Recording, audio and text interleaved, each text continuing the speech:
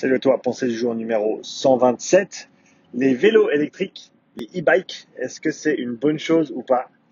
Euh, Mon avis sur la question aujourd'hui dans cette petite vidéo.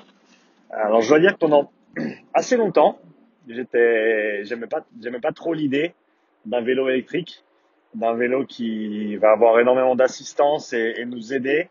On va dire le rationnel un petit peu classique le corps humain, c'est nous la machine. Et on n'a pas besoin d'une machine extérieure pour faire le travail. Surtout pour quelque chose comme le vélo qui est sans impact, qui est facile, voilà, c'est toujours relatif, mais c'est assez gentil sur le corps, on va dire. C'est pas une activité qui est très difficile, bien sûr, on peut la rendre difficile en allant très fort ou en montant en montant des côtes, etc. Mais donc, j'aimais pas trop cette idée du vélo électrique qui nous assistait dans cette activité physique en me disant, bah ouais, mais si t'as une assistance électrique avec le vélo, euh, bah t'y perds en fait parce que tu fournis pas autant d'efforts, tu fournis pas autant de travail. Donc c'était un petit peu mon raisonnement. Et plus récemment, j'ai entendu l'avis je crois que c'était Jaron Schwartz, euh, il est directeur médical de l'équipe United Emirates, donc l'équipe de cyclisme pro. Et il a fait un thread sur Twitter qui parlait justement des vélos électriques. Et ça a remis en question pas mal des présuppositions que j'avais sur un outil comme le vélo électrique. Et au final, à l'issue d'avoir lu son thread, je ne pouvais qu'être d'accord avec lui sur plusieurs de ces points.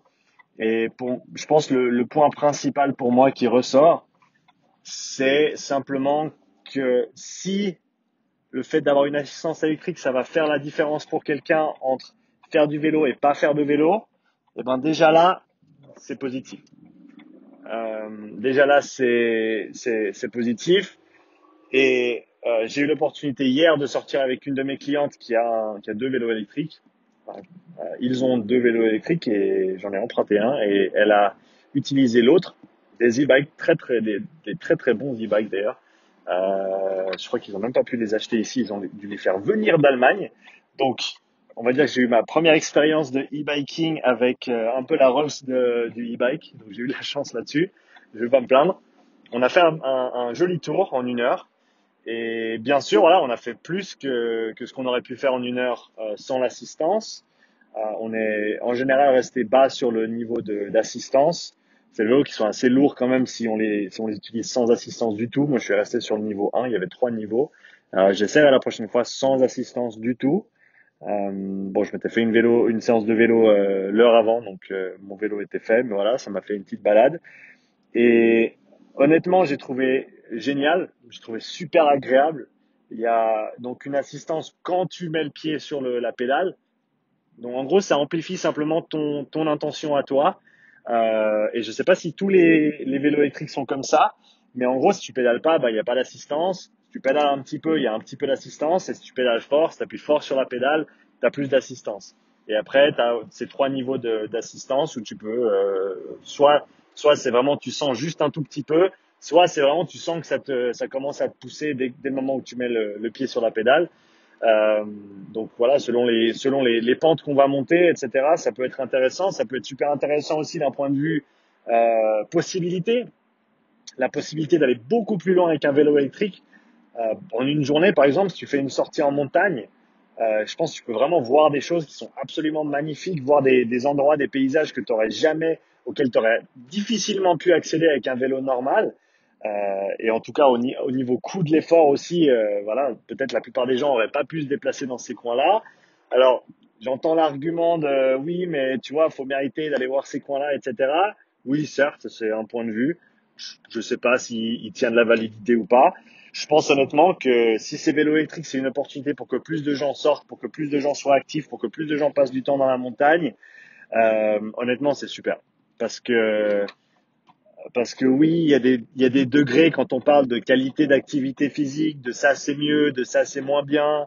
Mais à mon avis, le point d'inflexion, le seuil le plus important, c'est le seuil entre pas d'activité et une activité.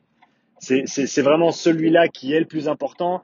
Nous, professionnels de la santé, du fitness, etc., on aime bien après enfiler des perles et se dire ouais, mais tu vois, tu brûles plus de calories sur un rameur que sur un vélo ou je ne sais quoi.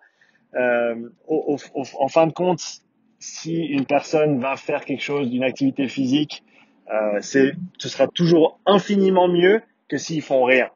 Et ça, je pense que ça doit être l'argument, le premier argument qu'on doit mettre sur la table quand on juge quelconque activité physique.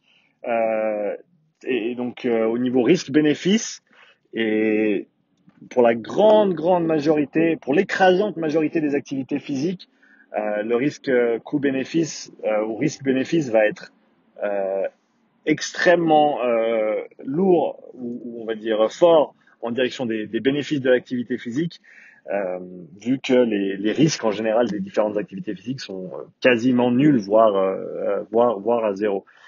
Suivant lesquels. Après, il y a des activités plus dangereuses que les autres, on est d'accord, et suivant son poids de corps, faire de la course à pied ou faire du vélo, là, c'est clair qu'on peut commencer à parler de certaines nuances et de certains contextes importants qu'il faut considérer quand on prend ces décisions-là.